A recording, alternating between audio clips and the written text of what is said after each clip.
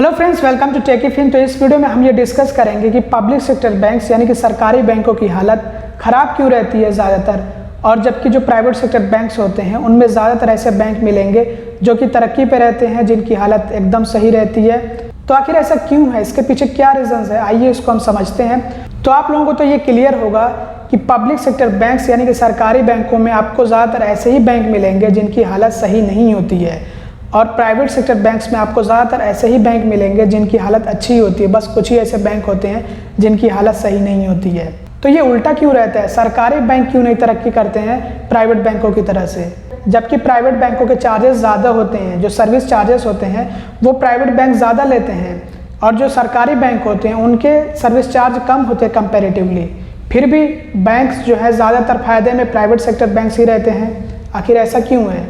Public ज़्यादातर private banks को ही क्यों प्रेफर करती है, क्यों ज़्यादातर लोग प्राइवेट बैंकों की तरफ अट्रैक्ट होते हैं, इसके पीछे क्या रीज़न है? कभी आपने सोचा है, इस पर कभी गौर किया है? जबकि ये भी रहता है कि सरकारी बैंकों में हमें कम मेंटेनेंस करना होता है, मतलब मिनिमम बैलेंस कम मेंटेन करना होता है कंपेरेटिवली प्राइवेट सेक्टर बैंक्स के। अगर हमें किसी सरकारी बैंक में एक नॉर्मल अकाउंट ओपन करके उसमें मिनिमम बैलेंस मेंटेन करना हो तो मैं समझता हूँ कि आज के टाइम में ज़्यादा से ज़्यादा 4,000 रुपये तक होगा, इससे ज़्यादा नहीं होगा।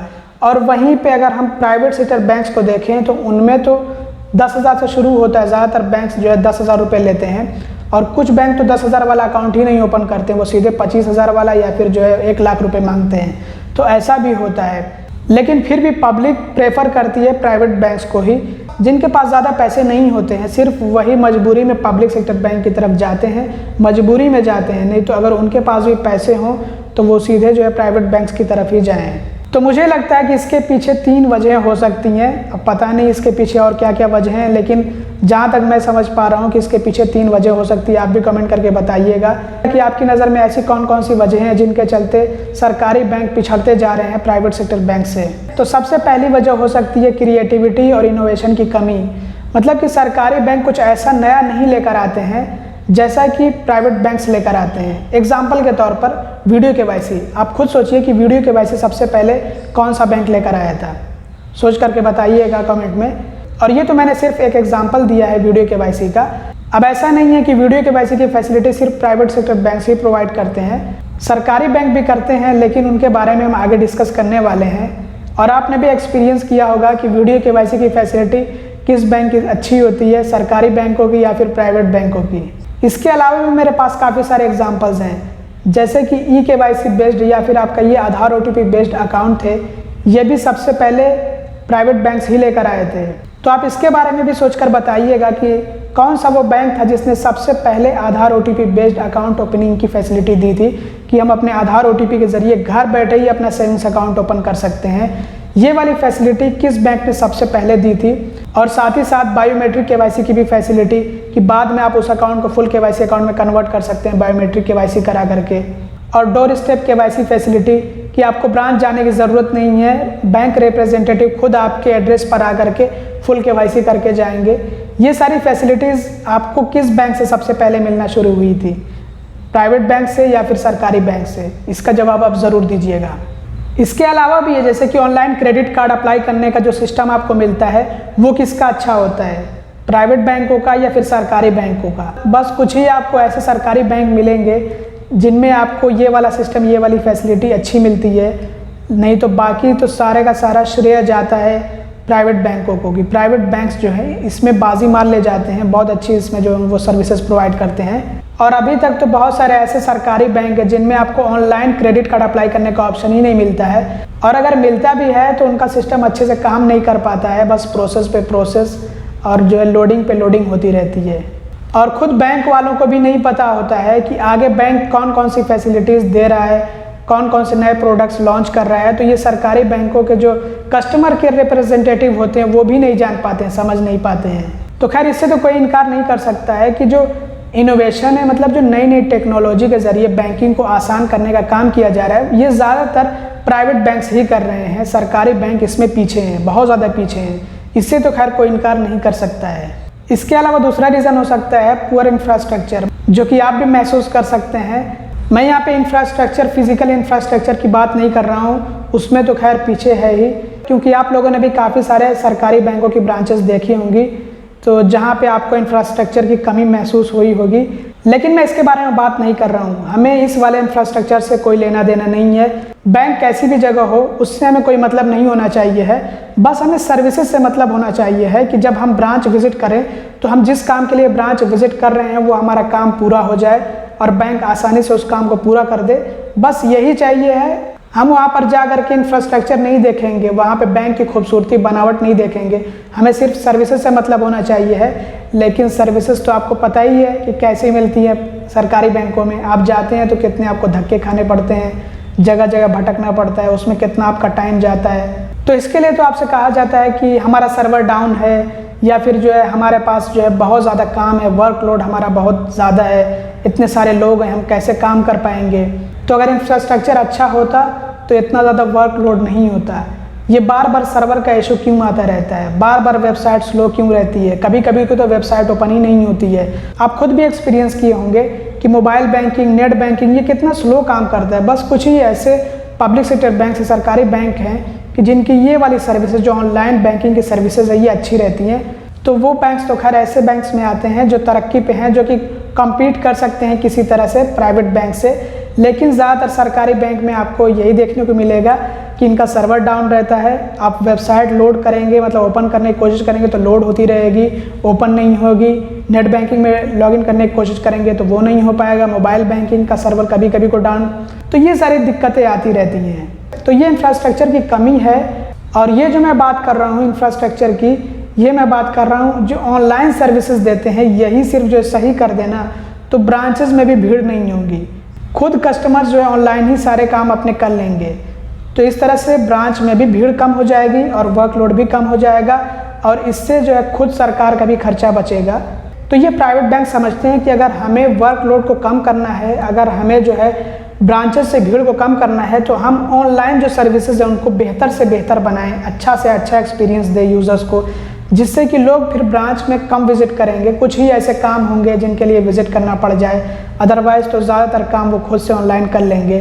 तो इसके लिए जो भी बैंक्स काम करेंगे, चाहे वो प्राइवेट बैंक्स हो या फिर जो है पब्लिक सेक्टर बैंक्स हो, वो कामयाब होंगे आगे चल के। और जो बैंक्स इस पे काम नहीं करेंगे उनकी हालत ख़राब पे ख़राब होती जाएगी।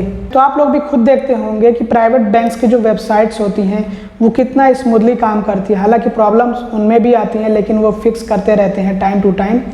जबकि पब्लिक सेक्टर बैंक जो सरकारी बैंक है, अगर उनकी वेबसाइट काम करना बंद करे तो आपको जो है पूरा पूरा दिन वेट करना पड़ेगा।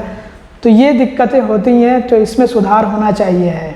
इसके बाद जो तीसरा रीज़न है वो है लैक ऑफ नॉलेज, मतलब कि पता नहीं होता है, कुछ बैंक के स्टाफ को पता ही नहीं होता है कि हम किस प्रोडक्ट के बारे में बात कर रहे हैं। बैंक ने वो खुद ही प्रोडक्ट लॉन्च किया हो, बनाया हो, लेकिन बैंक के स्टाफ को पता ही नहीं होता है। बैंक के स्टाफ को तो छोड़िए, जो कस्टमर केयर पे आप कॉल करते हैं हेल्प के लिए, उनको भी नहीं पता होता है। क्योंकि मैंने ये खुद भी एक्सपीरियंस किया कि मैंने बैंक ऑफ इंडिया में ऑनलाइन अकाउंट ओपन करने की कोशिश की। मैं बहुत देर से कोशिश कर रहा था लेकिन मैं उसमें असफल रहा, तो जिसकी वजह से मुझे कस्टमर केयर को कॉल करना पड़ा, उनसे कॉन्टैक्ट करना पड़ा बैंक से डायरेक्टली। तो उनको मैंने पूरी अपनी प्रॉब्लम बताई, लेकिन उन्होंने सीधा रास्ता दिखा दिया ब्रांच का कि आप ब्रांच से जा करके अपना अकाउंट ओपन कर लीजिए। तो अगर हम ब्रांच से जा करके अपना अकाउंट ओपन करेंगे तो जो आप ऑनलाइन सर्विसेज दे रहे हैं इससे तो आप सरासर इनकार करेंगे कि भाई सर्विसेज अच्छी नहीं है, आप ब्रांच ही जा करके अपना अकाउंट ओपन करो। तो ये आप जो नेगलेक्ट करते हो इस चीज़ को, इससे बहुत बड़ा नुकसान होगा बैंक को, क्योंकि इससे आपका यूज़र बेस बढ़ने से रहा, जो कि आजकल यही काम कर रहे हैं प्राइवेट बैंक्स की, वो ऑनलाइन सर्विसेज दे रहे हैं ज़्यादा से ज़्यादा। तो इससे ज़्यादा से ज़्यादा यूज़र्स, ज़्यादा से ज़्यादा कस्टमर्स उनसे जुड़ते जा रहे हैं। बस यही काम सरकारी बैंकों को भी करना चाहिए है कि ज़्यादा से ज़्यादा कस्टमर्स को जोड़ें वो। अब इसके लिए उनको अपना इंफ्रास्ट्रक्चर बदलना पड़े, उसमें सुधार करना पड़े तो उसको सुधारें और ऑनलाइन सर्विसेज को बेहतर करें, ऑनलाइन एक्सपीरियंस को बेहतर करें, ताकि कस्टमर्स को भाग दौड़ ना करना पड़े। कस्टमर्स जो है घर बैठे अपना अकाउंट ओपन कर सकें, क्रेडिट कार्ड के लिए अप्लाई कर सकें। तो इससे क्या होगा कि ज़्यादा से ज़्यादा यूज़र्स, ज़्यादा से ज़्यादा कस्टमर्स जो हैं सरकारी बैंकों से जुड़ेंगे। तो इस तरह से सरकारी बैंक भी आगे बढ़ेंगे। और अगर ऑनलाइन सर्विसेज को सही कर दें तो जो ब्रांचेस की भीड़ हैं वो भी कम हो जाएंगी, वर्कलोड कम हो जाएगा। लोग खुद से ही अगर ऑनलाइन फ़ंड ट्रांसफ़र करना हो तो खुद से कर लेंगे, उनको ब्रांच में जाने की ज़रूरत नहीं पड़ेगी। उनको परेशान ना किया जाए कि अगर एक नेट बैंकिंग के लिए रजिस्टर करना है तो बार बार उनको ब्रांच जाना पड़े। क्योंकि कुछ सरकारी बैंक तो ऐसे हैं जिनका सिस्टम कुछ ऐसे काम करता है कि हम खुद से मोबाइल बैंकिंग या फिर नेट बैंकिंग के लिए रजिस्टर ही नहीं कर पाते हैं। तो इन सब में सुधार करना चाहिए है। इसके साथ ही साथ एटीएम पिन जनरेशन पर भी ध्यान देना चाहिए है। यह भी एक बहुत बड़ा मुद्दा है कि एटीएम पिन जनरेशन जो है वो सिर्फ एटीएम से ही होगा। अब एटीएम ढूंढो कि एटीएम कहाँ पे है, और सेम बैंक का होना चाहिए। मतलब अगर जो है आपके पास एग्जांपल के तौर पर इंडियन बैंक का एक एटीएम कार्ड है, डेबिट कार्ड है, और उसका आपको पिन जनरेट करना है, तो सीधा आपको इंडियन बैंक के एटीएम पे विजिट करना है। तो आप ढूंढिए कि कहाँ है इंडियन बैंक का एटीएम। क्योंकि मेरे साथ तो ऐसा हो चुका है कि मुझे ढूंढना पड़ता है और 20 किलोमीटर 22 किलोमीटर दूरी पे रहता है, तो उसके लिए परेशानी आती है।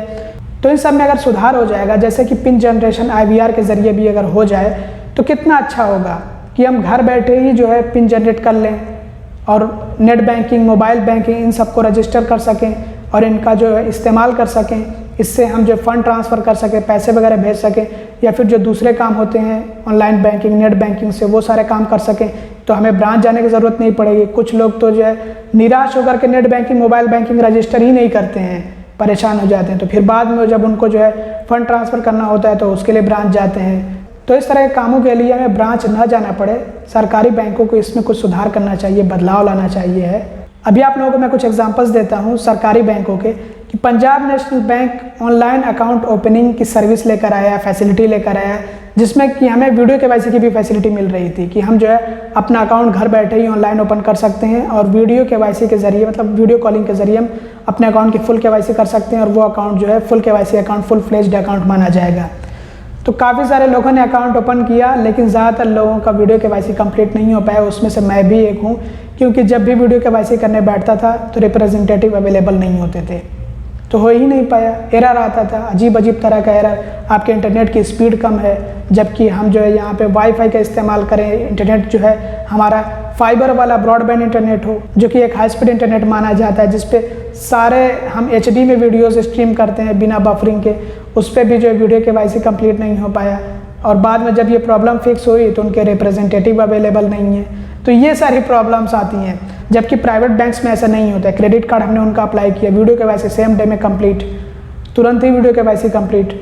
और इसी तरह से बैंक ऑफ इंडिया में भी मुझे बहुत सारी प्रॉब्लम्स फेस करनी पड़ी। मैंने आप लोगों को बताया कि अकाउंट ओपन करने की कोशिश कर रहा था, लेकिन उसमें मुझे एक दिक्कत आ रही थी कि ईमेल वेरीफाई नहीं हो पा रहा था। मतलब ईमेल पे OTP आता है और वो OTP हमें एंटर करना होता, तो इस तरह से जो है ईमेल वेरीफाई हो जाता है, लेकिन वो OTP आ ही नहीं रहा था, या OTP तब आ रहा था जब वो एक्सपायर हो जा रहा था।